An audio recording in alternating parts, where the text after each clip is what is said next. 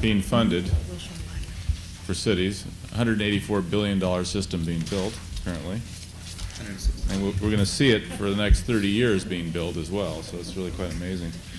But our moderator for this panel is Deborah Murphy.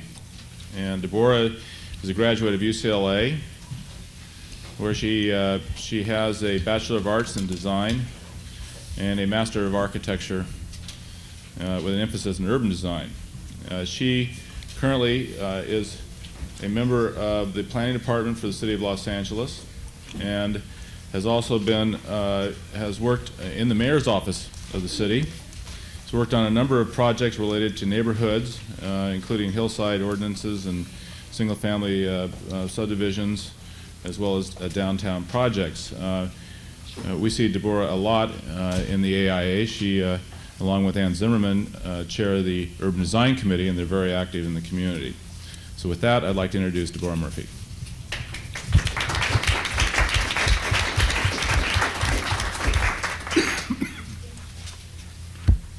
Great, thanks, Bill. I may want to add to that for those of you who aren't aware, myself, Emily Gable, who gave part of the presentation at lunch, and another gentleman in our department were involved in the LADAPT process, which is based on the RUDAP process. For the City Planning Department, through an effort a number of years ago, we did 5 urban design and planning workshops, which were followed up by one of the workshops I did in the Mayor's Office for the Beverly Fairfax community, and then most recently, last year, followed up with a workshop that was partially funded by the MTA to look at the Taylor Yard area, which is north of downtown.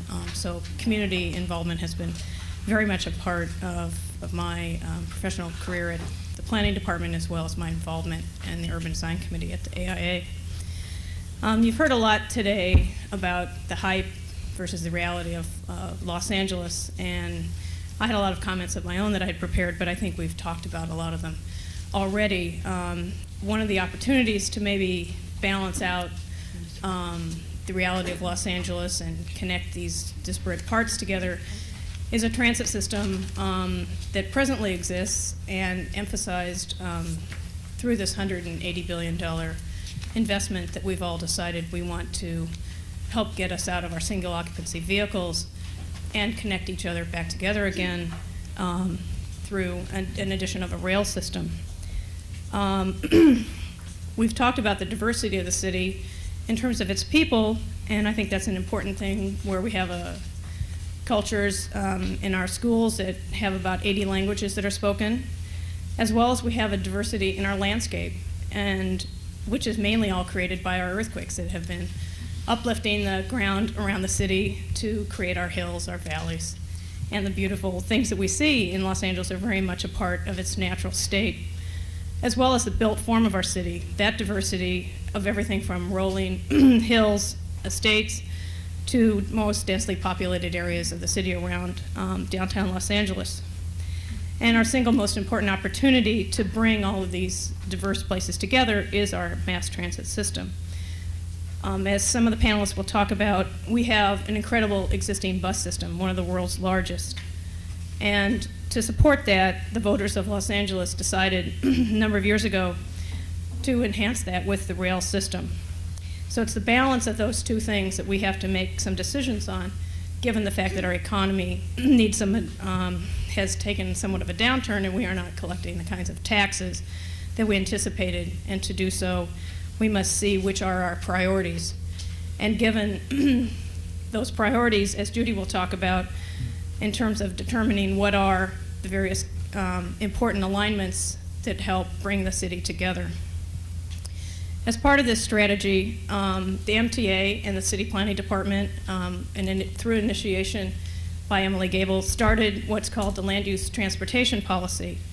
This policy establishes some goals for how rail and the bus system should be the focus of where new development should occur within the city, so we can help protect those precious things that we consider part of the hype of Los Angeles, meaning our single-family homes, some of our important residential characteristics, and through the transit system, be able to focus development at those transit areas. And to do so, we've looked at things from FARs and residential densities, to mixed use, to reduce parking requirements, to everything down to sidewalks and different prototypes for housing and mixed-use complexes.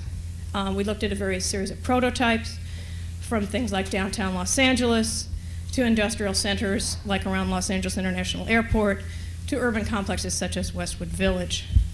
The policy recommends an establishment of transit-oriented districts at each rail station or at each major bus center, and I think that's an important element to remember, that we have, again, this massive bus system in the city, and the transit-dependent people in our city really rely upon that system and need to be incorporated into this major planning effort. Negotiations are presently underway to fund in the planning department a series of transit-oriented district studies, and through that then we can implement this important land use transportation policy that'll look at the station area along with the quarter-mile radius around it. Judy will describe in a few minutes this very ambitious program and outline for you the decision-making process that we'll look at setting priorities for that alignment. The diversity of our city, from its transit-dependent to the existing single occupancy vehicle driver that we're trying to get out of their car, must be balanced out with our air quality goals, our relief from traffic congestion, and opportunities to create economic development. Part of this decision-making process is public involvement, and Antonio, who's been greatly a champion of community empowerment and equity, finds that involving the citizens in that decision-making process are essential. And as I mentioned, the community involvement, for example, like that the AIA has been involved in, and things like the Taylor Yard have been ways that we've been able to investigate that. Another important ingredient in this is the proper balance between the bus and rail. And one of the strong advocates for adjusting and looking at that balance has been Marty Wachs. And he will surely challenge us and the MTA to think about priorities in making decisions. And when decisions have been made about various alignments, Kate Diamond has played an active role, along with a number of other people in this room, to look at how our decisions are made, where stations are located throughout the communities. Decisions that affect how the land use policies of the city will be established. So the four panelists today can really explore for you how transit in the future can be a catalyst for changing our city. Our first speaker will be Judy Wilson. She's Executive Officer of the Planning and Programming section of the Metropolitan Transportation Authority, known as MTA. Since 1990, she has held that position, and the LACTC, which is the former Los Angeles County Transportation Commission, which joined with the the Southern California Rapid Transit Authority to make the MTA.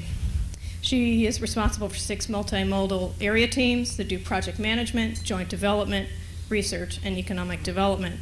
She also is responsible for doing countywide planning for things such as congestion management planning, compliance with ADA. Prior to being at MTA, Judy held many positions such as Assistant City Manager for the City of Pasadena and many other public agencies throughout the country in economic and transportation and finance positions. Judy received many honors during her education at the Kennedy School, Syracuse University, and Skidmore College. Judy has played a really important role in providing some leadership and direction for the Planning and Programming Department at MTA throughout the transition from the joining of the two agencies. She was also a candidate for a general manager position at LADOT, which is our Department of Transportation at the city, and I was really looking forward to an opportunity that she may get that position. I was really disappointed that Franklin White really thought so much of her that she wouldn't even let her think about taking the job. It would have been a great addition to what has really been seen as pretty much a vehicle-oriented department, and I think Judy's background in economic development and other issues would have been a really great addition. So at this time, I'd like to turn it over to Judy.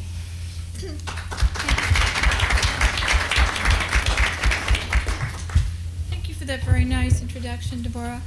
I really had mixed feelings about whether or not to go to work for the City of Los Angeles, because I really have thought of myself, I spent half of my career working in cities. I like cities. I like to create a great urban environment, and it was very tempting. At the same time, we were in the middle of merger with the RTD and the LACTC, and there was so much to be done in terms of the whole LA County region's long-term plan that it didn't seem like the right time to leave with so much more to be done. So I'm at the MTA, and as Antonio can also assure you, we're both at the MTA together, and there's never a dull moment, I can tell you that. I grew up back east, and when I moved out to California back in 1980 to be assistant city manager in Pasadena, I was told that it was an entirely different culture. To be prepared that in California you are what you drive. But that was an interesting piece of advice. I was also told that your car is your second skin. You know, and I've been here now 14 years. I consider California home. And I would have to say I've seen a lot of change in the attitudes of Californians. Today's panel discussion is titled Transit as a Catalyst for Change. I think it could also be subtitled Earthquake as a Catalyst for Change. And I can tell you a few war stories over the last couple of weeks, and I will share that with you in my remarks. But I would say that there are three issues that are going to promote change in Los Angeles in terms of moving from single cars to transit.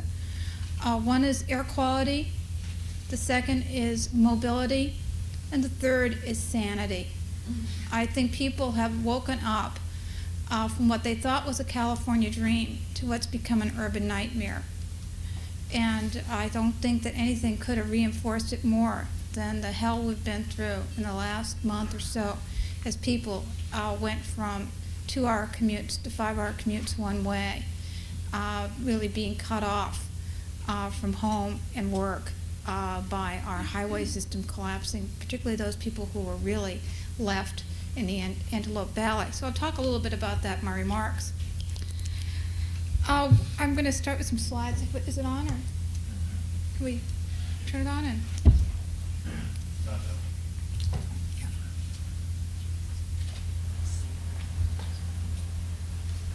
Let's see. Is it working? This remote doesn't seem to be working. Let's try this one. Are you using this one, I think? Do you have the right one? Why don't we just do it by hand, then I'll just tell you when to change the slides. Can we do that? Okay. Did you push that or did I? You did. No. You did. I know, but I saw our finger. Whatever. We'll do it either manually or high-tech. Thanks. One of Los Angeles' best-kept secrets is our transit system. We actually have one, and contrary to popular opinion, it's well utilized. The backbone of our public transit system is the bus system. It's the real workhorse of our transportation system. The MTA bus system is among the largest U.S. transit systems in terms of route miles, service area, passengers, fleet size, and total miles of operation. In fact, the MTA is the largest bus operator in the United States in terms of route miles, and the second largest in terms of ridership. For those people who really like statistics, I'll tell you we have 4,461 route miles in the system, and we serve 402 million passengers a year. It's a lot of people riding the bus. I bet that comes as a surprise to some of you from out of town. It probably comes as a surprise to you from those of you who live here in Los Angeles. I think we'll see if this works. Good. What we've tried to do in making sure the bus is an efficient carrier of people is to try to develop HOV systems, high occupancy vehicle systems in Los Angeles. And this is a slide of the El Monte Busway, which is on the east part of Los Angeles County. And we try to really promote transit as an effective and alternative form of transportation for people. I should say that the jurisdiction of the MTA goes far beyond the city of Los Angeles. We take care of the transportation needs, bus, highway, and rail for all of Los Angeles County, 4,000 square miles. It's a very big job, hence we have rather ambitious and grand plans. We were talking earlier about the 30-year plan and the 300-mile rail system. The number that was used earlier was $184 billion. We have really had to take a very hard look at this plan in recent months, primarily because of the recession. We've had a 20% shortfall in sales tax, and sales tax is a primary revenue source for the MTA. Back in 1980, we passed a half-cent sales tax, and it was the former Los Angeles County Transportation Commission. And then in 1990, we passed another half-cent sales tax. These two half-cent sales taxes were to generate a minimum of $800 million a year, from which we could then bond and leverage state and federal resources. So it was on that premise, 2 years ago, the 30-year plan was prepared. Unfortunately, the economy failed to meet our expectations. So we're back at the drawing boards, frankly.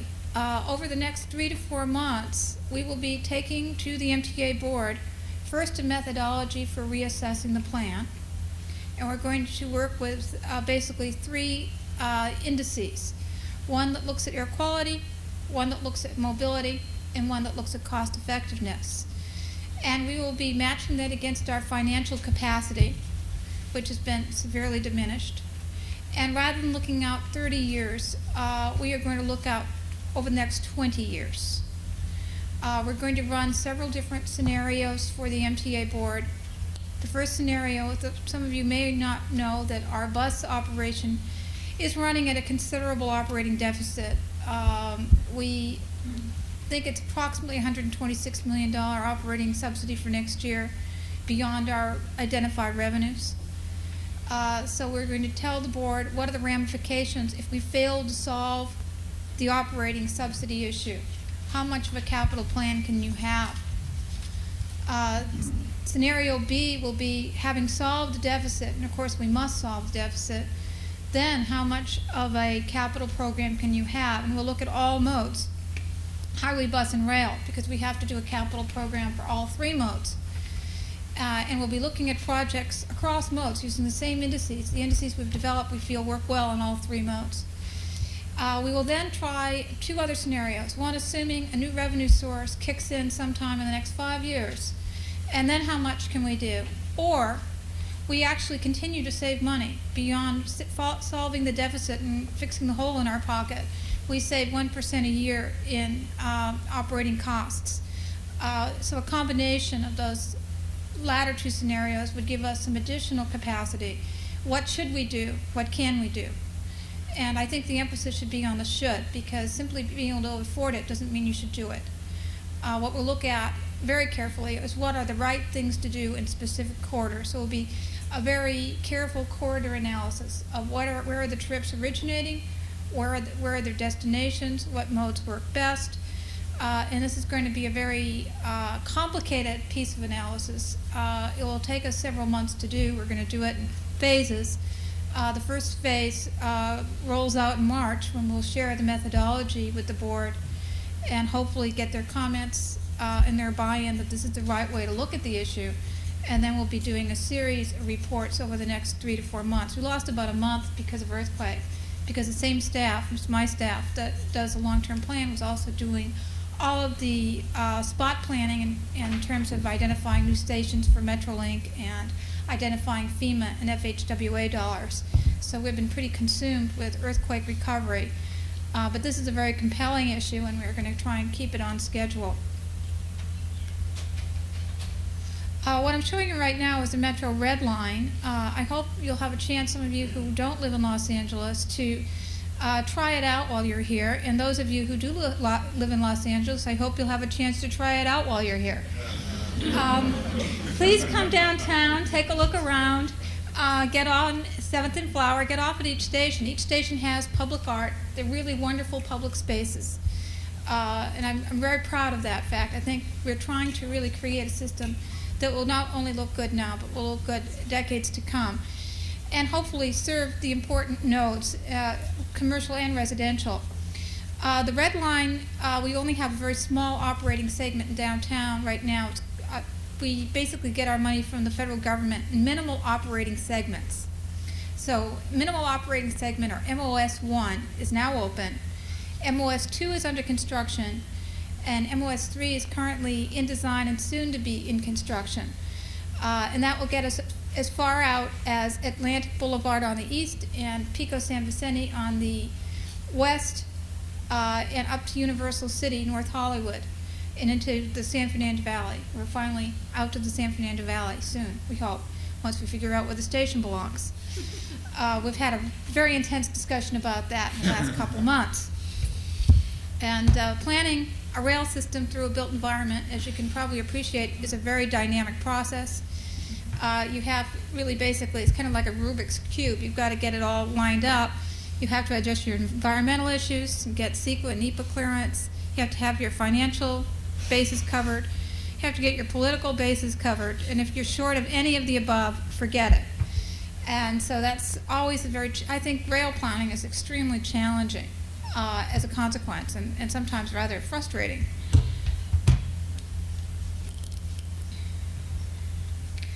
I would like to also say that one of the debates that's going to be probably ongoing as we do the reassessment of the long-term plan is how much bus, how much rail. And I like to think of them as compatible modes, not necessarily contradictory to each other, not supporting each other. One of the arguments that's been made by critics of the rail system is that LA's lifestyle is built around the car. We don't have the density to support rail. It's a wiser and more prudent investment to promote an all-bus system. I would answer that we need all three modes of transportation, highway, bus, and rail, to keep people moving in Los Angeles. More importantly, I would also argue that it's time to reinvent Los Angeles and change land use policies to encourage density along rail corridors. Toward that end, as you heard previously, the MTA has been working with the City of Los Angeles to rework land use policies. We also have a regulatory tool, the Congestion Management Program, which is state law, which allows us to literally reward cities that have transit-friendly environments by awarding them mitigation credits so they can go forward with certain types of development. So we, as the MTA, we're also the Congestion Management Agency, so we have some carrots and we have some sticks. And we hope to use both to kind of reinforce good public policy. This is a model of a project that's actually halfway built right now in Pasadena. And people ask, can we really reinvent Los Angeles? Will people really change their lifestyle? I think, as I said earlier, I think the recent earthquake has brought home to many the problems which we have been creating by relying exclusively on the highway network and by living 2 hours by car from one's jobs. This particular slide shows the Holly Street Village Apartments in Pasadena. It's a project that was built by the Jans Corporation. I was really on both ends of this project when I was the assistant city manager in Pasadena. I did the Civic Center Master Plan, which said we wanted housing in the downtown area, and we wanted to locate it close to transit. As you can see at the bottom of the slide, there is a train. The transit station is really literally under the housing project. The Pasadena light rail system will literally come right through the housing project. They had a very difficult time getting financing for this project. First of all, when the plans were finally approved by the city, it was 1989, and everyone was hitting a hard time getting financing. But American financiers just couldn't find their way to thinking that people would want to live over a rail station. They didn't seem to think that was going to be particularly appealing. The Jans Corporation ultimately got its financing from a Japanese firm who's used to living with transit. It's kind of interesting. And what's the real market for this type of project? This project has 374 apartment units and 11,000 square feet of retail. And it opened 2 weeks ago, phase 1. And it's 89% leased right now, phase 1. Phase 2, which has larger apartments, 2 and 3 bedroom apartments, has a waiting list. So yes, I think people are ready to make a change.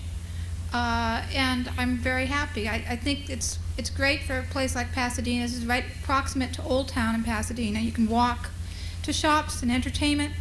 You can get on the train at some point when Pasadena Light Rail is built. And it's close to bus transit. And this is a very urban lifestyle for what had been somewhat of a suburban community. But 10 years ago, when we first started working on the Civic Center Master Plan, people said to me, do you really think Pasadena is urban enough to have housing downtown? Who would want to live there? According to the Jans people who have done the initial leasing, they did do a poll, And most of the people who want to live there are not surprisingly young professionals that don't want to be totally dependent upon a car, that enjoy the amenities of old Pasadena, that think it's kind of neat to be able to walk instead of having to get into your car all the time. So I think Los Angeles is changing. I think value systems are changing, and I think this particular project is a wonderful example of mixed-use development and transit and what is possible, and it's real. This project has been financed. This project's been leased. So it's not someone's dream. It's not someone's vision. I should say that we're also looking forward to opportunities to create neighborhood revitalization around major redesigns of our bus network. We are looking at transfer points in the MTA bus network to see if we could attract certain new types of major development response, not of this scale, but certainly something that would be neighborhood friendly. I don't know if anyone mentioned earlier the LANI program, the Los Angeles Neighborhood Initiative Program. That's a program that's intended to focus around bus transit, major nodes on the bus network, and working with federal agencies. We've spoken to several of them, HUD, Commerce, and Transportation. They're very interested in helping fund this demonstration project. What we're going to try and do is redesign neighborhood centers, include housing and small-scale retail, and refocus neighborhood energies. We're trying to identify those specific types of neighborhoods in Los Angeles, but for intervention, might continue to go on economic decline. And we've identified so far 7 or 8 possible sites for this LANI program. And in another month or so, we'll know if we've secured the federal funding, but it's looking very good. So I'm hoping we can also demonstrate that new development doesn't necessarily need to be just on a light rail line. We can look at our bus network also and see what's possible. This is a slide of some of the types of development that we're looking at for our red line, our heavy rail system, subway system. We're striving to create appropriate density around stations, and in particular, we're interested again in creating housing and retailing uses and discouraging old-fashioned parking requirements. In my opinion, the cities, their planners and zoners, are way ahead of the lending community on this. The financial community is still assuming the LA of the past and not the future. They require more parking than the local zoning departments. If we are to be visionaries, they need to cooperate with us. Los Angeles is growing up. The mythology of single-family homes as far as the eye can see, with a car for every person over 16, is just that, a myth. LA is a cosmopolitan place. Its demographics are rapidly changing. Its diverse population wants and uses transit. Again, another slide of the type of development we see possible around our heavy rail system. Finally, I'd like to close with this slide of the Santa Clarita Metrolink station. It's dark because they get up early there. This is like a 5 o'clock train. And Metrolink is our fledgling commuter rail system. Because the Antelope Valley was literally cut off with the collapse of the I-5 and I-14, we built 4 emergency rail stations in 3 weeks, which was quite a feat. We used the Army Corps of Engineers, the Seabees, and Los Angeles County Public Works and city public works departments to do that. And we basically used an old freight track. We're happily one of the places where the track hadn't been picked up. It was still there. And really, Santa Clarita looked like Tokyo at rush hour. Before the quake, Metrolink had 1,000 riders a day. Before the detours that Caltrans put in along the I-5 and 14, they actually got up to 21,000 riders a day on this line. Now that the detours are in, ridership on the Santa Clarita line is stabilized at 9,000 riders a day. Tremendous increase over pre-earthquake. We've retained ridership. People have changed their habits. First, they did it by necessity. Secondly, I think they did it by the new reality. The transit is actually a pleasant alternative to driving alone. That's provided that if it's clean, it's comfortable, safe, and takes you where you want to go. Thank you.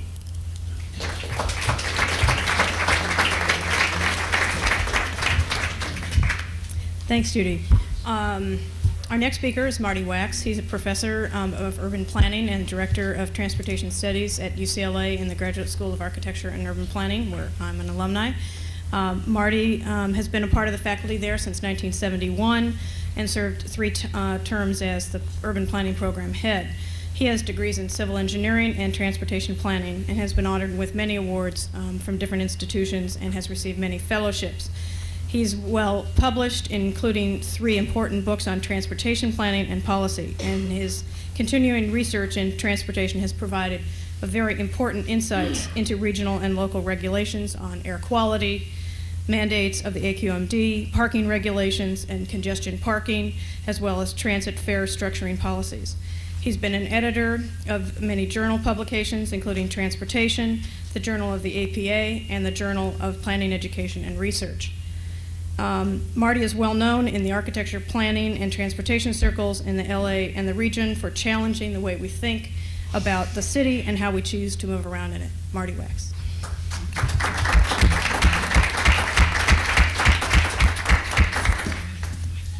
Thanks very much. It's been mentioned already a couple of times that I have a tendency to challenge the work of organizations like Judy's, the MTA, and I certainly want to be clear that if I have challenged the MTA and if I've challenged anyone here personally, it's only because I share their goals to as great an extent as is possible, and I'm impatient sometimes that I think their policies are not the most efficient ones to get them where they would like to go.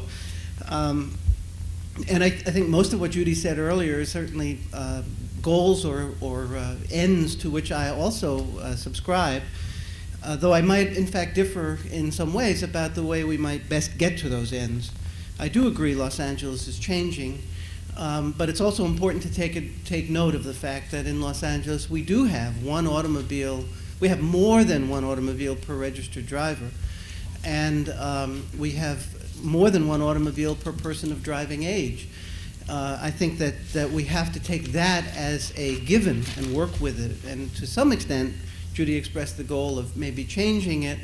I think maybe we can change people's travel behavior somewhat, but I think this is going to remain an auto-oriented region for many years to come. And it's really only the other side of the coin of what Judy said. She emphasized the transit part, and I want to sort of reestablish the notion of balance. This is, like most southwestern low-density cities, going to remain for a long time an auto-oriented city. Can transit really be a catalyst to change Los Angeles? And if so, what kind of change can investments in transit bring about? Well, there's absolutely no doubt, as Emily Gable mentioned at the luncheon speech, that transit was a catalyst for change in Los Angeles in the teens and 20s. The red cars or the Pacific Electric were consciously used to open up communities for development. They were the form givers of that era. And while in eastern cities like New York or Philadelphia or Boston, transit investments enabled older walking scale industrial cities to decentralize and to lower what were perceived then as oppressively high densities. In Los Angeles, we grew to prominence as a city later, after the establishment of transit technology, and that enabled us to establish outlying settlements from the very beginning at fairly low densities, and to completely bypass the stage of urban development from which the eastern cities were trying to escape.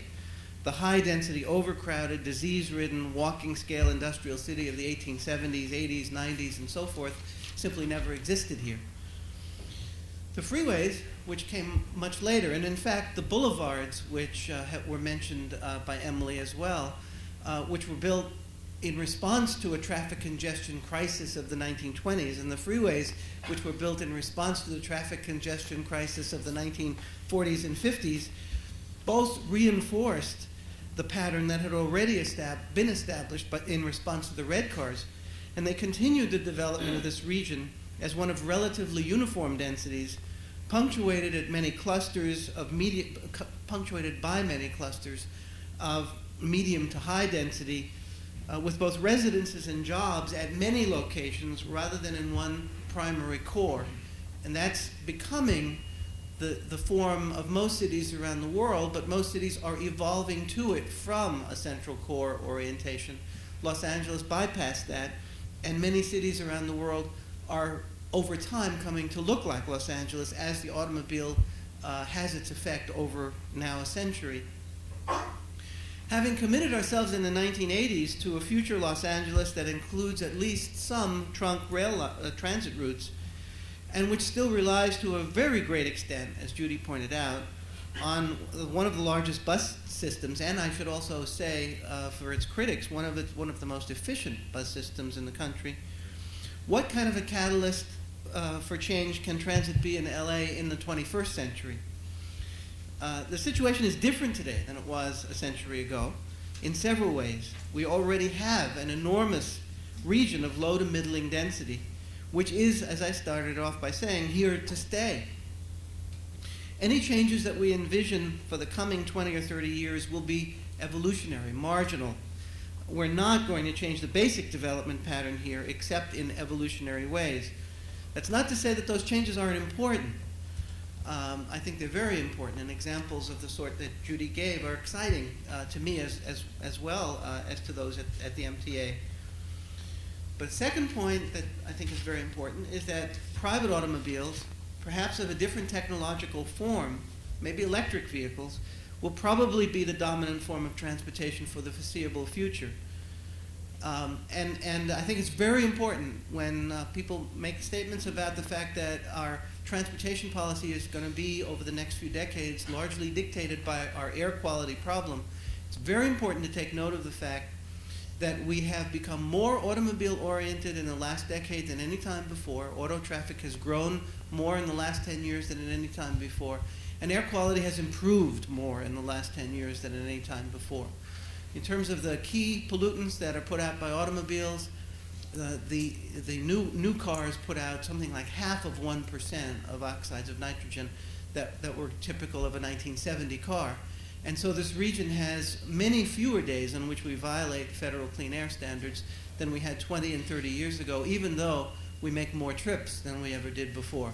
So it's not an impossible dream to think of remaining largely automobile-oriented and having clean air. And in fact, some of you may well know that under the California Clean Air Act, beginning in just a few years, a substantial proportion of all new vehicles sold in the state are required by law to be electric vehicles, and that's one reason why the electric vehicle industry is focusing its development plans in Southern California.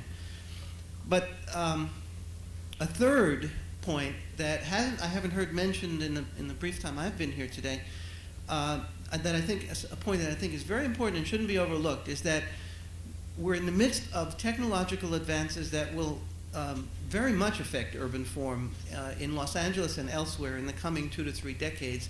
And those are mostly related to telecommunications and the variety of ways in which we communicate with one another. The transfer of information, which will increasingly change the way we live and change the way we travel, though I'm not naive enough to think that it'll reduce the number of trips that we make. It'll change the patterns of trips. It'll change the origin and destinations. It'll change the time distribution of trips. It may well increase the number of trips, just as the telephone did many years ago. It didn't substitute for travel. It enabled us to decentralize further, and it made some trips longer and made us travel more because of the interaction, because it increased interaction with one another. But it did change the time pattern and the location pattern of trips. And the telecommunications revolution that's coming will do so as well. It's already here rather than coming. And I think as planners, we haven't paid enough attention to that and what it might do to urban form. If you look at a map of the old red car lines in this region, and Emily showed that at the luncheon talk, you'll notice that they concentrated toward a hub in downtown Los Angeles. They basically radiated out from downtown Los Angeles. It was the center of the system. If you look at the freeway network of this region, you notice that while it has many freeways going in many directions, and certainly not all of them serve downtown Los Angeles, again, the hub of the system is the downtown core. And if you look at the new rail lines, as we just saw in the slides that Judy put up, once again, not only the rail lines, but also the express busways focus on the downtown core. Not entirely. There are other. The Green Line is not a downtown-oriented route, but the Blue Line is. The Red Line is. The Harbor Freeway busway under construction is. The busway, the El Monte busway that we saw the photograph of, does focus on downtown as well. Now, in addition, many of the routes still on the drawing boards also seem intent on bringing people to downtown in the region.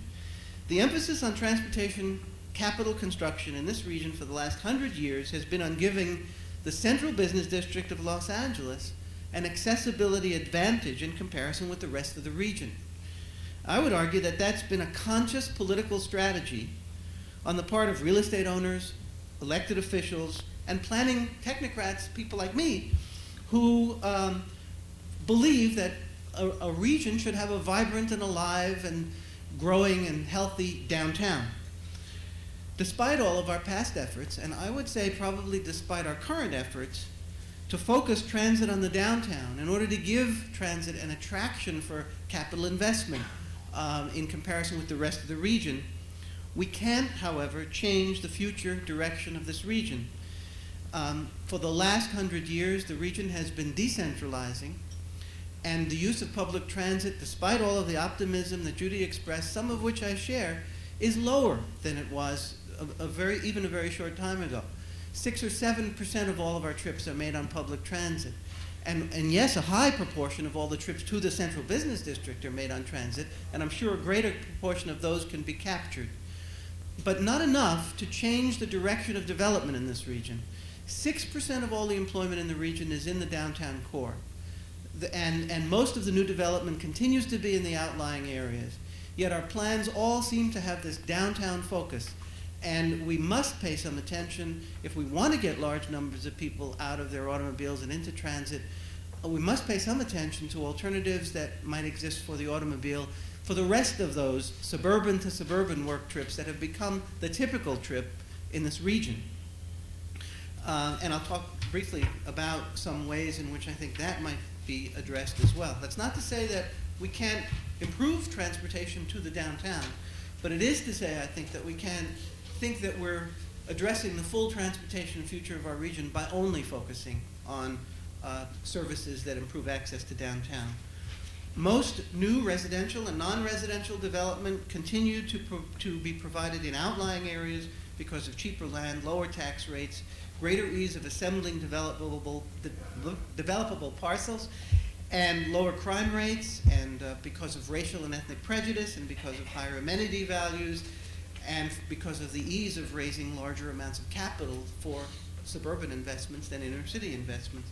All of those forces are with us and very influential. If we want to use transit as a catalyst for change in Los Angeles, I think we have to first understand that our goal is something other than simply establishing another high-density downtown of the 1920s or 30s, but rather responding to the needs of the coming new century.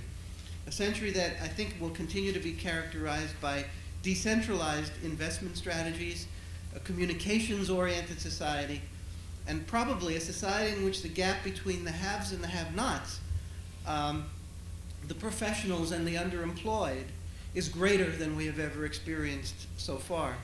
To be a catalyst for social and economic change, transit must pay attention to those factors.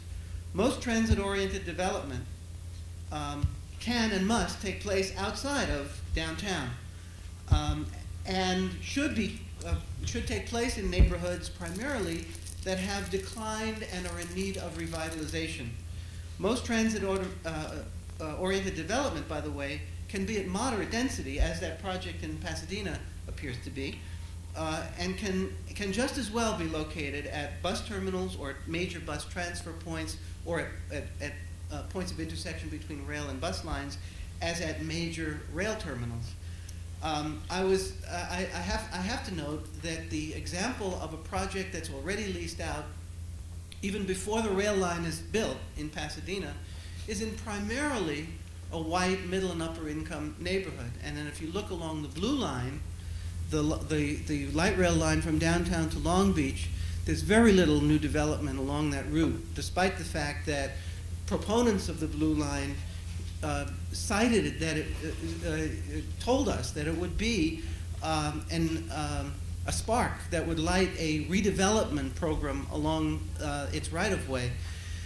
The difference, of course, is that the Blue Line passes through low-income, primarily minority neighborhoods in which there's very little willingness to invest. And if we're going to make transportation a catalyst to a new Los Angeles, we've got to pay attention to that. There's nothing wrong with having exciting new developments in Pasadena, but the rail line isn't even there yet, and the rail line is in operation for some time already along the Blue Line, and there are really very few new developments along that right-of-way to show.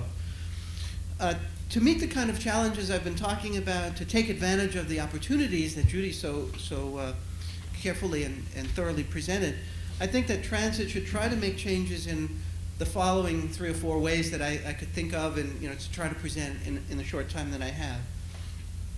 First, I would say we have to recognize and accept the fact that this is largely a decentralized world, the communications world of the 21st century. Transit will function in that world in which 2/3, perhaps, of the transit users are, as they are today, people who are dependent upon transit, people who don't rely heavily upon automobiles because they have lower incomes, or because they're elderly and no longer can drive, or because they're too young to drive, or because they're recent immigrants and haven't yet learned to drive, or because they're disabled and are unable to drive. We should structure the service more consciously to serve those markets.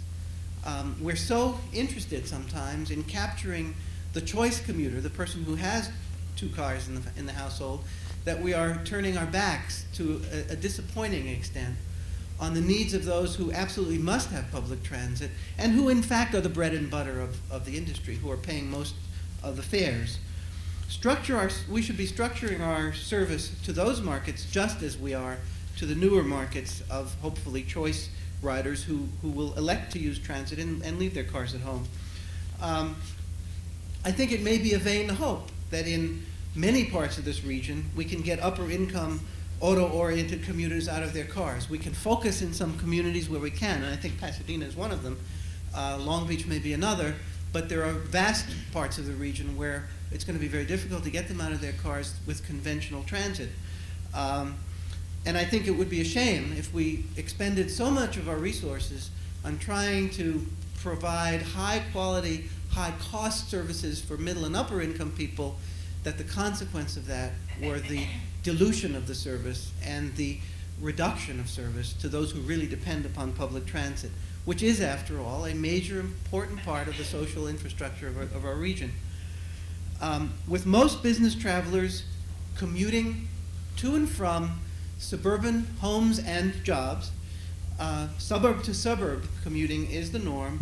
Not enough people make those trips every day from any given origin in the suburbs to any given destination to warrant heavy capital investment, such as in rail corridors from suburb to suburb, fixed route services from suburb to suburb.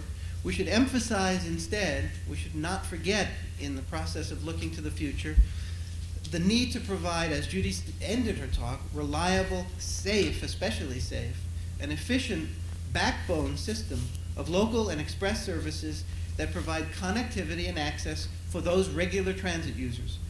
The single most important improvement we can offer to the citizens of Los Angeles in order to serve them better through transit is to reduce the risk of them being victimized by criminals on the bus, at the bus stop, while walking to and from the bus stop.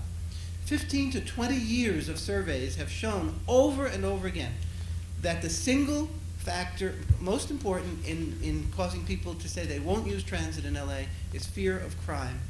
And it's well-founded. Some of my own research showed, for example, that the actual crime rate when we surveyed people and asked their experience is approximately 7 to 10 times the reported crime rate by the transit police. And the reason for that is simple, that most people said they didn't bother to report the crime to the police because they thought it was a useless waste of time.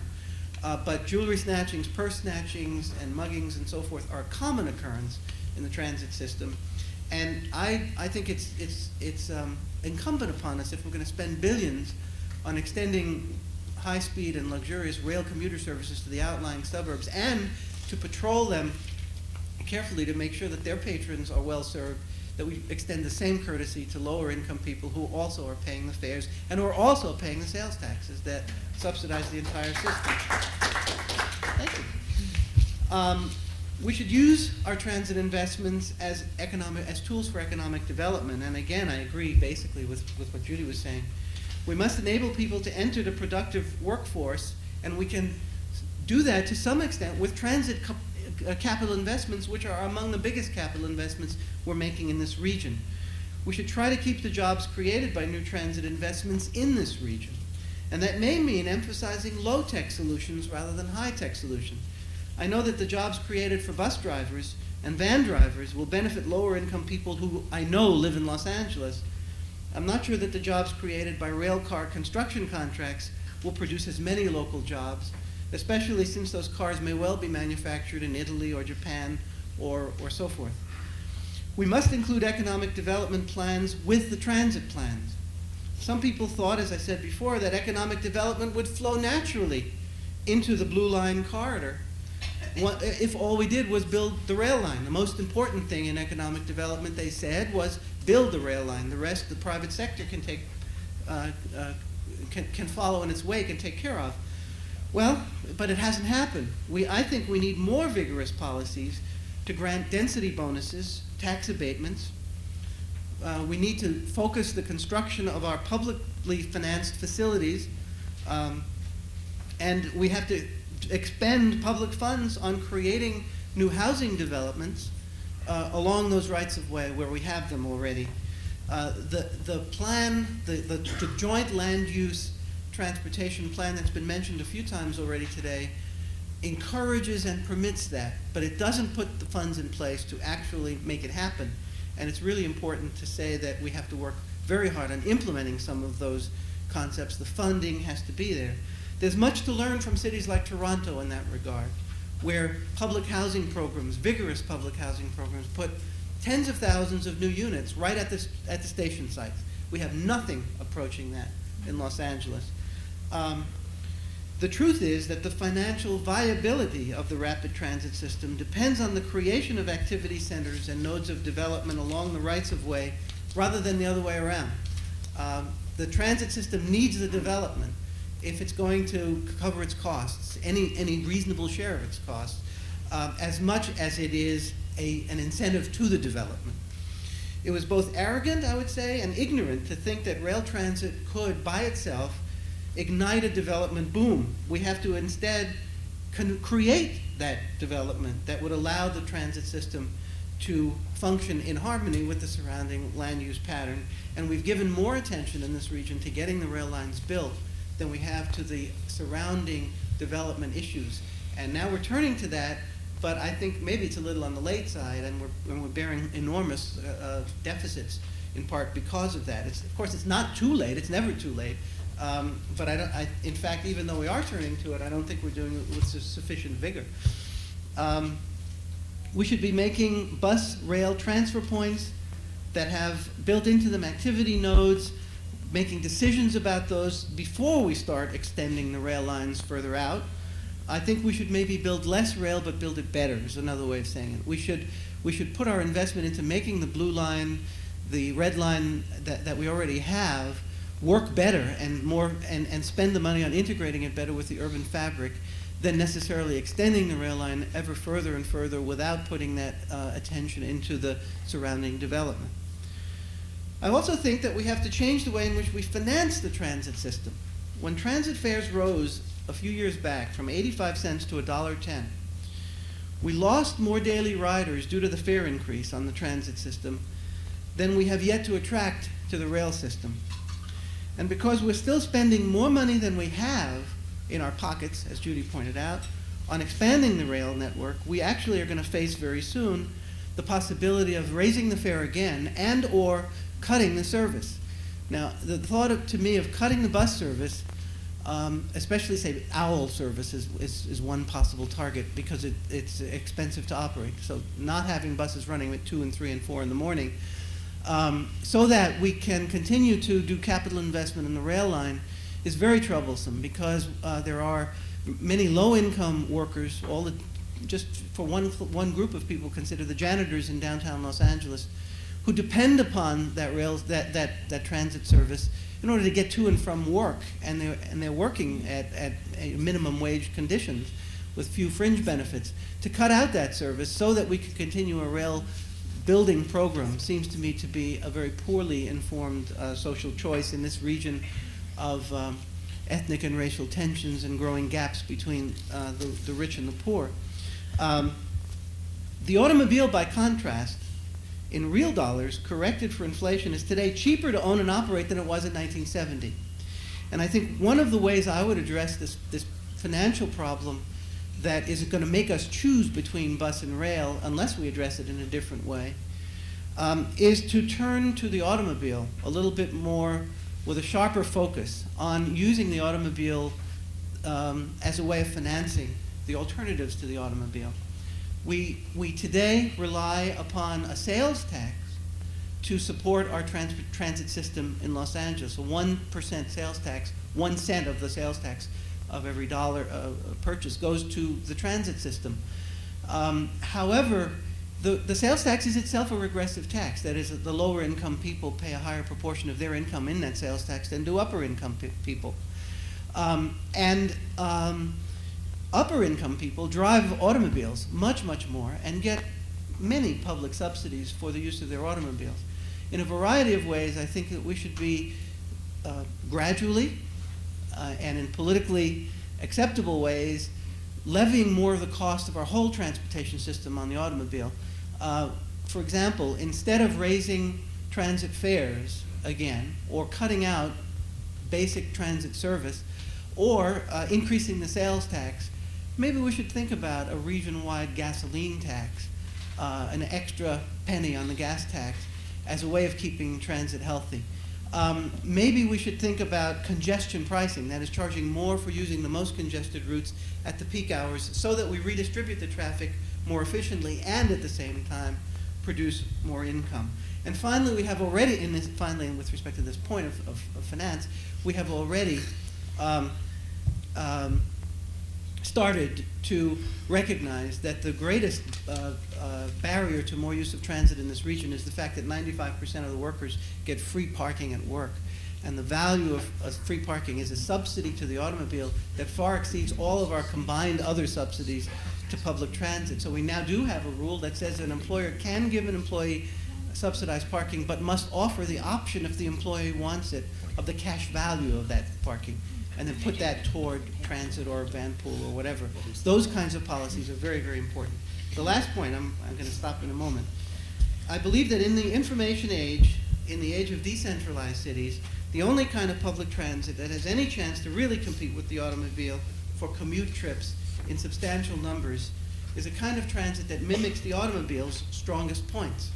In other words, that connects any point to any point via the most direct route with few stops and no transfers. In a highly decentralized region like this one, that type of transit will be a system not of heavy rail lines in a few corridors, which is really the only place that we can provide it, but of a type that might look like thousands of super shuttle vans dispatched by computer controls connected to our homes by telephones, providing relatively quick service door to door. And such a system, I believe, could be done by the private sector. Some of us are referring to this as a third tier of transit. That is, the rail system may be the backbone in the heavy corridors of movement. The bus system certainly provides the necessary grid service for those who really need it.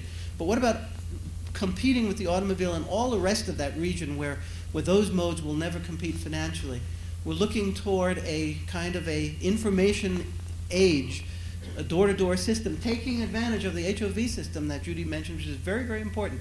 We have over 280 miles of high-occupancy vehicle lanes, either under construction or already in operations, and another 30 or 40 miles planned soon, and such so that those vans can, in fact, beat the travel time of the automobile. And even if people pay a reasonably high price for a premium service, there are many reasons to think that it can compete for at least a small part of the business that the automobile now monopolizes. So in sum, finally, transit does have a future. It can be a catalyst for change in our urban environment. But in order to get there, I believe we have to first change the way we think about transit. I hope some of the thoughts I shared with you today spark your own ideas about the future of transit, and I look forward to hearing some of your ideas as discussion period allows. Thanks.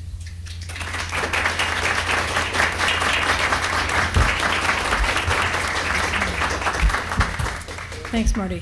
Our next speaker is Kate Diamond. She's partner in charge of design at Siegel Diamond Architects and was the president of the AIA in 1993 in the LA chapter. She's past president from 1985 to 1987 of the Association of Women in Architecture, and she's a past member of the City of Los Angeles Board of Zoning Appeals, where she had great effect as being an architect on a board that looks at a lot of small issues but can turn into some very volatile community concerns.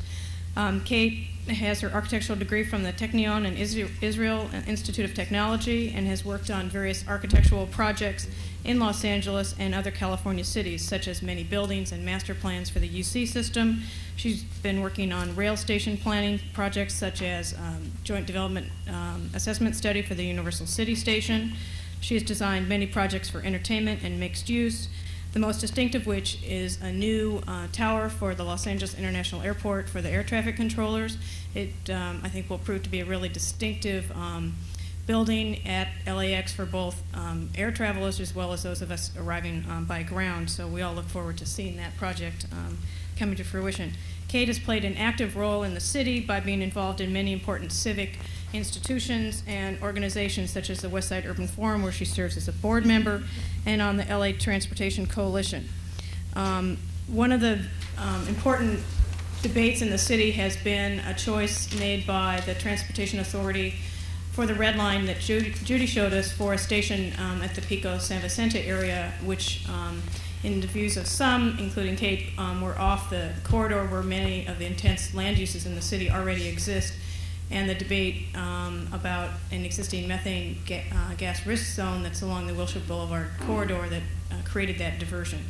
That debate is still ongoing and will be further studied through some environmental impact report work done by the MTA. I'd like to now turn it over to Kate.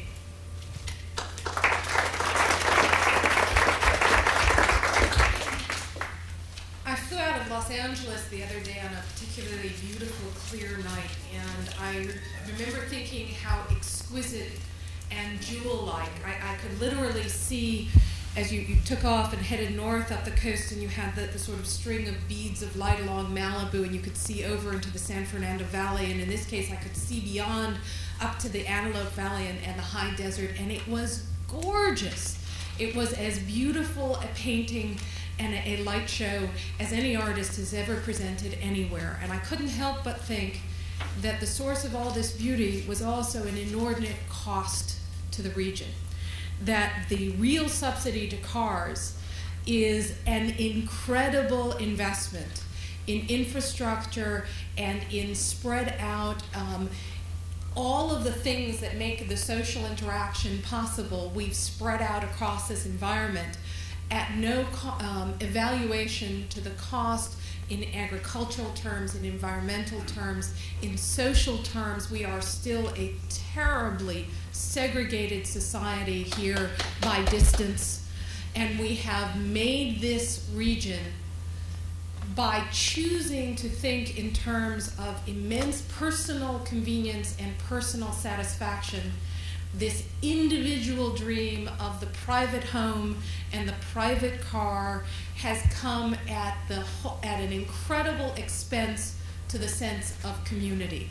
It is not for lack of legitimate basis that the riots and the fires burn here first. We may have the sunshine and our ghettos may look a lot nicer than East Coast higher density ghettos, but the pain and anguish is at least as real, if not more real here. The lack of cars and the lack of access to jobs were clearly one of the triggers of the Watts riots, and the lack of economic access is still an underlying crisis in Los Angeles. And Marty is certainly correct that we have seemed to build our emphasis on rail, and I believe 100% in rail, if nothing else, because it's kept my firm alive for the past 5 years with light rail stations and commuter rail stations and metro rail stations. So I have to believe in rail. But I do really believe that we need the range of choices, that it is the balance of the system which is critical to the decisions that will form the form of the city in the future. But we tend to make those decisions still with an incredible bias to sort of engineering concerns and statistics and numbers. We look at ridership and air quality and sort of the economics of this, and it seems to me that we need to be looking at the social equity of this, the form of the city that we want to have, not just what we have now and how we serve it. And Bill Fain has a great collection of the hits and misses of the system as proposed and as it's going in. And I'm sorry to say there's a lot more misses than there are hits. Like many other systems, it doesn't quite get to the airport. It doesn't quite get to the Coliseum. It doesn't quite get to the convention center. It doesn't quite get to Universal City, but who knows? It doesn't quite, and I should add, let's not put the blame exclusively on the side of the MTA. It is equally the politicians and equally the communities and equally the NIMBYism and a whole series of constraints that have led to the decisions on our alignments and on our stations and on our choices. What it has never involved is a conscious vision of the form of the city that we want Los Angeles to have in the future. And we have had, as a community of architects and planners, a disgustingly quiet voice in the debate. I met with Henry Waxman with a group that was arguing that Henry was doing serious damage to the future of Los Angeles by insisting on taking the heavy rail off of Wilshire Boulevard, which is clearly a spine of the city, taking it off out of response to what I would only argue was some of the worst NIMBYism in our city, taking it off of Wilshire Boulevard to where it could have served the museum and the higher density housing, and using the excuse of the methane zone to push it down to the Pico San Vicente site. We knew at the time, he knew at the time, that the methane at the Pico San Vicente site was essentially as bad as the methane on the Wilshire site. The city of Los Angeles had drawn the zone for the methane zone boundaries. Those were not intended to preclude development in the methane zone. They were intended to require a specific type of monitoring and a specific forethought in the planning of construction in the methane zone. And he was using it to meet what he perceived was the constituents' desire not to have heavy rail go through. Now, the times have changed, and what we were there arguing with him was that the same constituency that saw rail as dangerous, as bringing undesirable people into their community, as causing traffic congestion rather than alleviating traffic congestion, as being a service not to the middle class white community but to the other, really was beginning to think that traffic congestion had come with or without transit, and that transit was essential not to increase density along the Wilshire corridor, but to make the density along the Wilshire corridor work. And he basically looked us in the eye and said, all decisions about transit are political. And I think he meant in the worst sense of the word political. And I would certainly agree all decisions about transit are political, and they should be political because we live in a democracy, and therefore decision-making should be a democratic and political process of discussion of community need and other considerations. But we really have to figure out how we get our representative democracy to think regionally and to think above the immediate concerns of the immediate people living today in the vicinity of proposed stations, because we cannot design a regional system by compensating for every fear every community has about density and about bringing people of color into their community. And the honest truth is we're really afraid of everyone who doesn't look like us in the city, and so are Latino communities afraid of black communities and others, and we've got to figure out a way to get past some of these concerns. We have handled density in Los Angeles by insisting that the dream is the single-family residential neighborhood. We've handled density worse than almost any city I know. Our medium density neighborhoods have no parks, have no amenities, have nothing to compensate and make density a positive rather than a negative. And so all we've done is we've taken people and compressed them, and we need to rethink the definitions of zoning, and we need to rethink the city form, and certainly the kind of work that Bill's done on open space and the kind of discussions we have. At the moment, communities see parks as a potential negative because of security concerns, but we have to figure out ways to make public amenities in order to make density work in Los Angeles. And I would certainly agree that as we pursue this, we cannot rely on the transit system to be the form generator of the city. We should be thinking holistically and integrating these pieces and directing transit to serve density, directing density to serve transit, deciding on the way we want our city to work, and making transit one of the components of the way we do that. What we can use is we can leverage transit dollars, which are not available for other pieces, in order to generate specific plans around stations, in order to be providing the kind of environmental impact analysis which would cut the time for development in those areas to 1/3 the time for development in other areas of the city. And I assure you that that development will follow those places if we do the other pieces. We had the experience of BART to look at. BART didn't generate development all around it. It took years, decades, before we saw really development. In fact, there are certain portions of BART where it still hasn't generated development. Therefore, we should clearly not be relying on it as the source for catalyst for change. We should be integrating it with a vision we have for the city.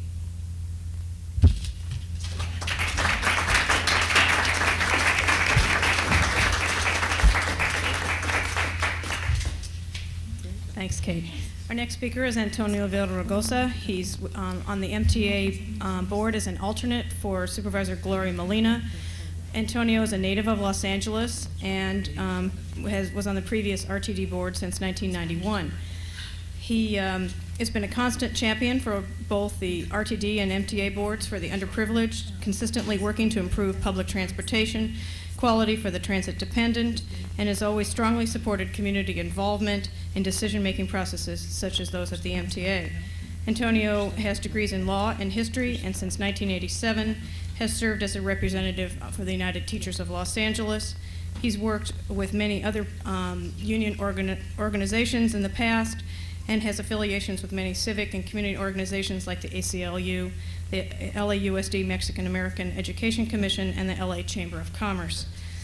His current involvement in community outreach and education and transportation related extends to the Southwest voter registration, community project, and board positions at both commuter transportation services and the Union Station Gateway project, which is the hub of the transportation system in downtown Los Angeles, and also will provide offices for the MTA staff. He's currently running for assembly, and he'll have to tell us which district that is in. I now turn it over to Antonio.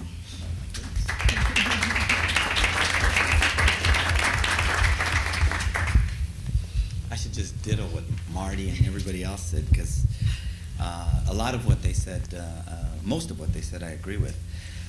I wanted to do something a little different, just give you a picture of how this process works, and a picture of what we have in terms of a transit system.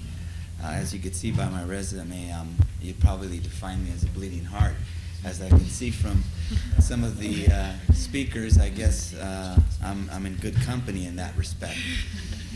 But you know, I think the fight, if I've been a champion at the MTA board, it hasn't just been for the poor. I mean, and the transit dependent. In fact, I like to think I had a little bigger vision than just that, because unfortunately, on the policymaking side, there are not a whole lot of people that care about the poor or the transit dependent.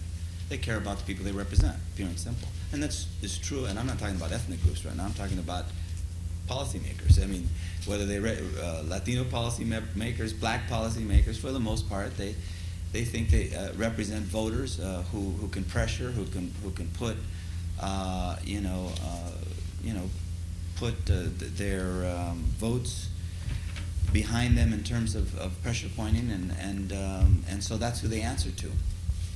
When I first got on the board in 1991, the first real fight that stands out in my mind was the fight over whether or not we should have the sheriff police the Blue Line. In the course of that struggle, I found out a couple of things. I found out we had 35,000 riders on the Blue Line, and we were spending $13 million a year for safety.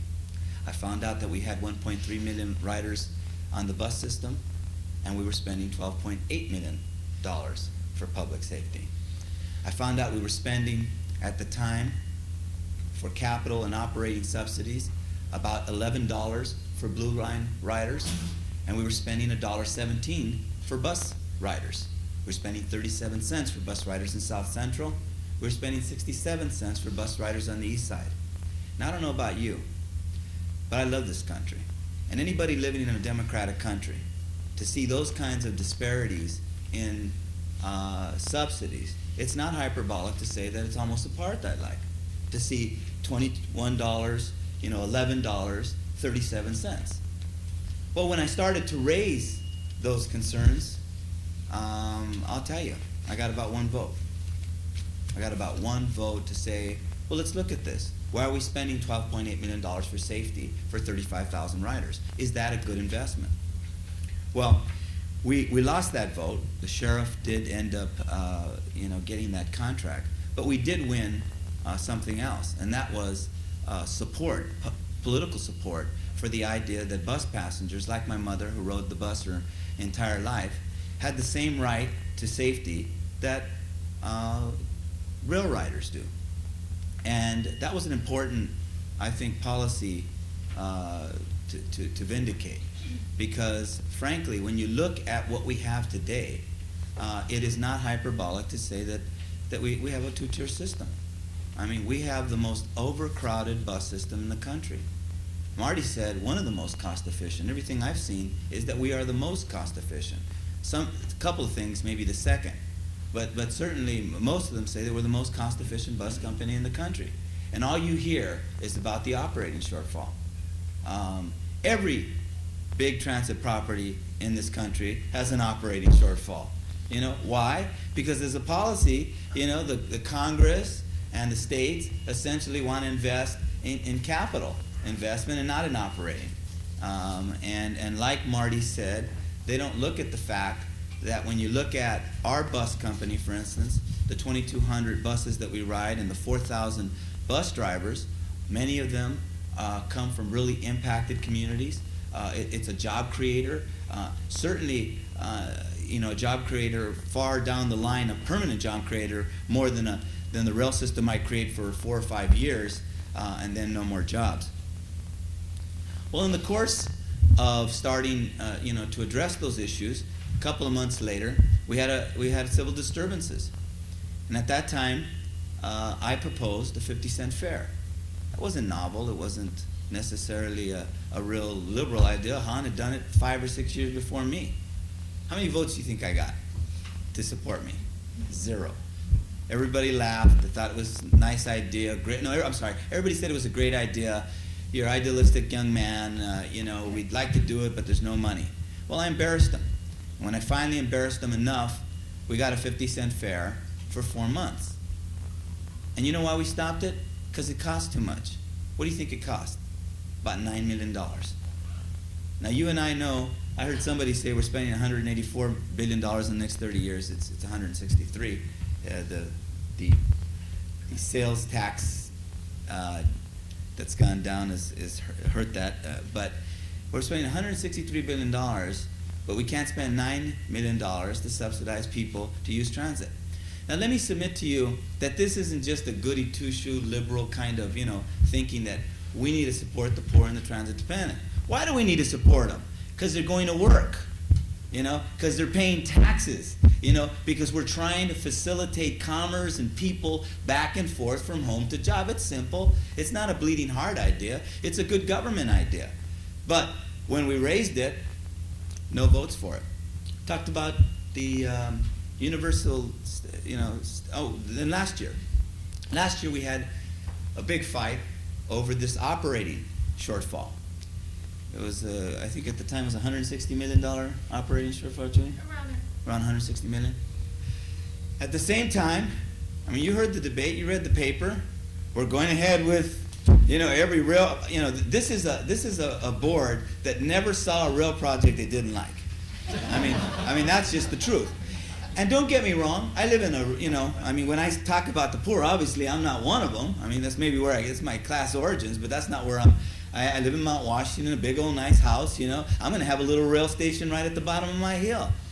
And yet, I was prepared to vote against that rail station. Why? Because we didn't have the money. People like to say, well, Antonio, it's not bus versus rail, it's a multimodal system. Well, come on, we all agree with that. I think, I'd like to have a rail. I'd love to have the blue line go all the way to Sierra Madre if we could afford it. I'd like to have the red line go meet east-west and cross the valley. I'd like to have the green line connect to LAX. But let's ask, that's a good one. How much do you think that's going to cost? About $300 million? About $300 million to go from 1 mile from Imperial to Lhotse. Now, maybe it should have gone to Lhotse in the beginning. I think all of us would agree with that. But I'm not going to spend $300 million to go a mile. Universal Station. These people, in terms of what's wrong with this agency, we have more lobbyists than any public entity in the state of California, including Sacramento. It's obscene. It's obscene. Okay? And very important people who can call you up and get a meeting. Okay? And hire the best lawyers, the best architects, the best public relations people, and they can come in here and tell you that this was a bad idea that you put a station so far away from City Walk. And you know what? They're right. What they don't say is that way back when we were coming up with this bad idea, they were the ones that said they didn't want it. But now they hire the best lawyers. They come into our agency and they say, hold it. You should be responsible, the public, for paying the difference. I guess it's $42 million? Net after $42 million. Actually 58. Right, that's what. So 58, 42, whatever it is, it's a lot of money. So you ask them the question, well, who's going to pay for this? And they say, well, we're willing to pay for some of it. Well, who's going to pay for the rest? Well, we think we'll get the federal government to pay for that. Well, with what dollars? Well, maybe, we're going to find the extra dollars. Well, we know what dollars. Only a finite number of dollars are going to come to Los Angeles. It's going to be the dollars that are going to come to Union Station, the dollars that we just killed on the electric trolley. We have Doug Sweetsman in this room. In my mind, one of the real visionaries about how we can use transportation to build our cities. We had an electric trolley project that, in my mind, it cost a lot. There was no doubt in my mind that it cost a lot. It certainly cost more than a bus system. But it didn't cost like a light rail system. It didn't cost like a heavy rail system. It didn't cost like a commuter rail system. But it was going to be in the inner city, and it was going to serve the people that were already getting served by the buses. So it was too expensive. Even though we could leverage the dollars that we were investing with federal dollars. So in terms of the answer to getting back to Universal Station, in terms of the answer where those dollars are going to come from, they're going to come from us. I think part of what I have tried to sell at the MTA is this isn't for poor people. I mean, the only way, let's look at our schools for a second. I don't want to jump, but I think they're a good example. You know, as you heard from the resume, I've been at UTLA for 7 years. I ran the strike. I did that big airport action. I do the strategic planning there. You look at the schools. When I went to schools here in California, we were in the top 5, you know, in per pupil spending. Today, we're 41st in per pupil spending. States like Mississippi outspend us per pupil. We're 50th in class size. Why? Because our kids aren't in it. Okay? If we continue to have a bus system with just poor folks, we're not going to invest in it. And yet, look, I'd love a rail system, but there's no money to build most of this rail. Marty can tell you that. He certainly told me. You know, there's no money to build most of this unless we start doing things like that. And how many politicians, Marty, are going to start arguing for regional-based, you know, tax increase so that we can fund the public transit system? I'm lucky. He said I'm running for assembly. I am. I happen to live in the most liberal district in the state of California. I'm probably going to make it. And maybe a guy like me would talk about investing in infrastructure, investing in people, and, you know, and not going with all this, you know, this constricting government rhetoric. But the political reality today is that there aren't a whole lot of people with the courage to say, hey, let's tax automobiles. You know, the idea that it's not bus versus rail is absolutely right. It's public transit versus the single passenger automobile.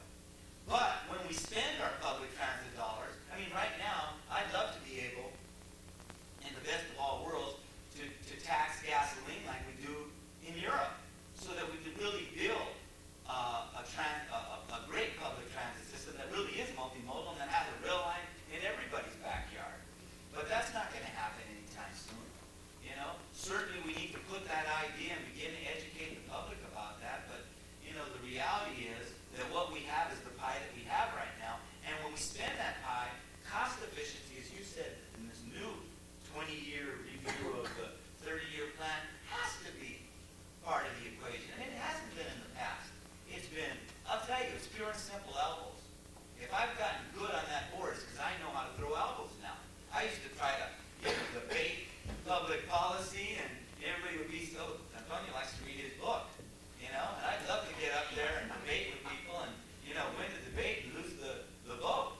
I know what it's about. It's about pushing elbows, embarrassing people. It's about talking about building a cost-effective, it's about building the things they like to build. You know, cost-effectiveness is not just a Republican idea, it's a Democratic idea, it's a good government idea. Spend the money wisely. We're not doing that with this rail system right now.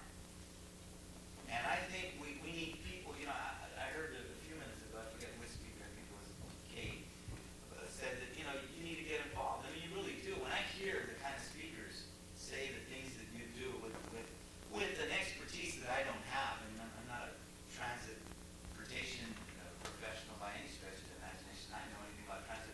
It was a political appointment, pure and simple. I got appointed to the RTD. I didn't read, and I read some of Marty's stuff, and I've written op-ed pieces, but for the most part, you know, it's just been 2 years of a part-time policy board. President of the ACLU, I'm doing 1,000 other things other than just working on this policy board. So I'm not an expert, but I can tell you one place we have to start is we have to start spending the money wisely. We have to include people like you that are the experts, that don't necessarily tie to a job and, you know, fighting for a position, a partisan position,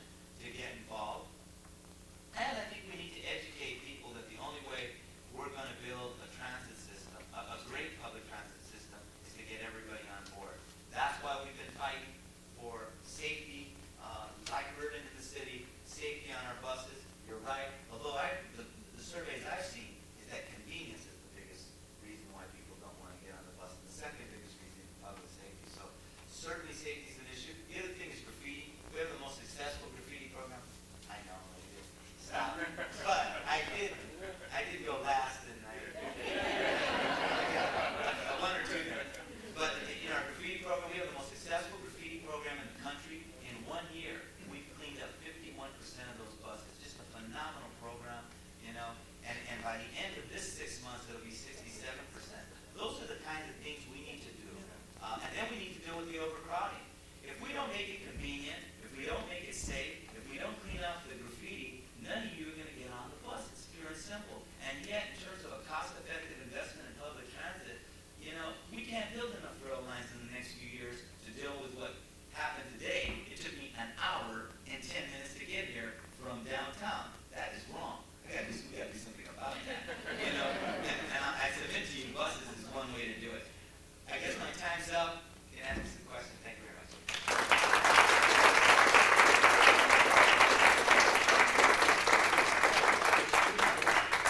not going to ask any questions, but I'm going to make one sort of statement. I think it just leads up from what Antonio just said. One of the challenges we have is not only to become involved in providing service to the public in terms of our professional expertise, but the other is to become a transit rider herself. As a transit rider for the last 13 years, who's an avid promoter of it, I can tell you it's convenient, it's safe, it's clean, and I hate when I have to drive my car to work.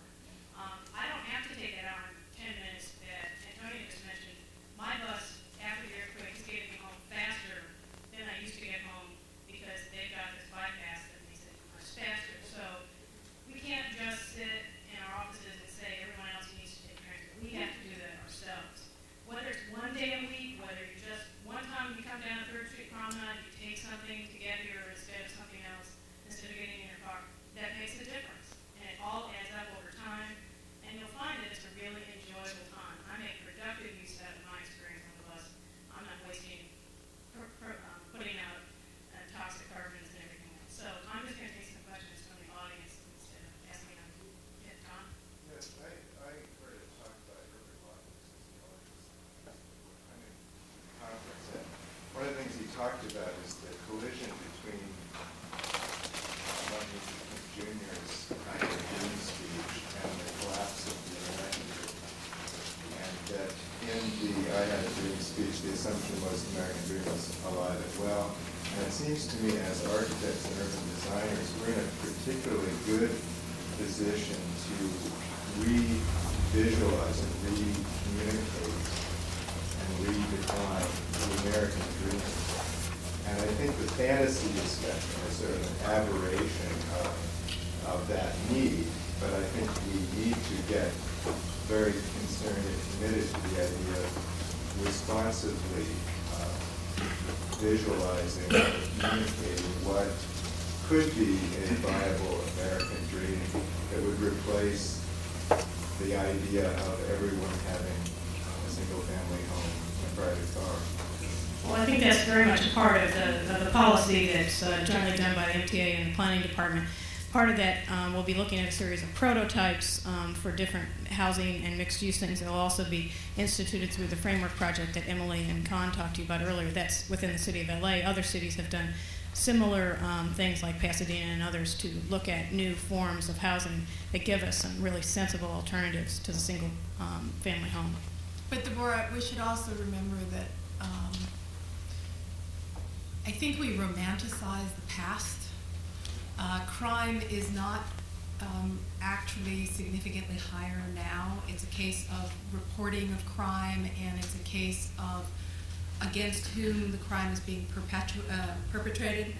And certainly,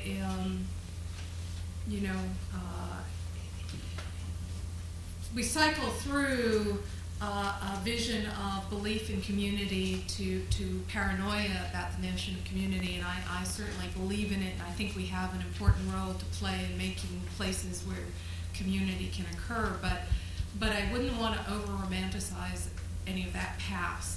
Martin Luther King was talking in a time where lynchings were still occurring, and in a context that I think was equally problematic, and our economic cycles and the relationship to immigrants has never been exactly one of kindness and love, and America has a long way to go to reach any vision of a dream, in my opinion.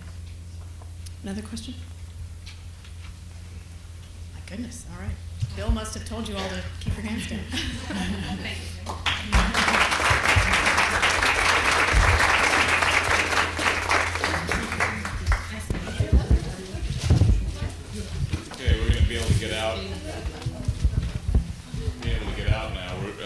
buses are actually outside upstairs at the motor court just to the, Lori informs me, I think it's to the left of the hotel, adjacent to the road. She said, please be prompt. Good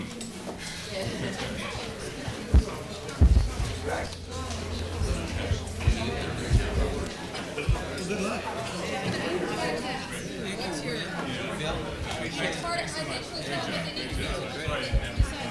think,